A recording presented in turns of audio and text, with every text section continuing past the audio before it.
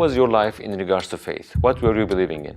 I was at the time a social Muslim. That's the word that I will kind of call it. So following social Islam means that you don't read the actual book. You don't follow the actual Prophet, peace be upon him. You just kind of follow what everyone else is doing. You're following the Muslims. You're like a backseat Muslim. And that's what I was for the longest time. I'd fast just because all the friends, family, cousins, and everybody around me was fasting. And I'd pray just because everyone else is praying near me too. But I never truly knew why I was praying or why I was fasting, what the benefits were, or why God even said it. I was just kind of doing what everybody else did around me. I followed just by watching and not by actually reading. And that was the biggest mistake. I was always raised upon the thing like, if the slipper is upside down, it's pointing up towards God. Astaghfirullah. This is like, you're like saying God is only up and God can't see under the slipper. So like you're giving extreme limitations to God, purely losing tawheed. You're kind of losing the whole essence of God by saying that he can only see from up to down. So if I go to my basement and close my door, then God can't see me commit sin. So all of these logical flaws were kind of imposed upon me and many Muslims actually around the world. And that's what kind of makes us a social Muslim.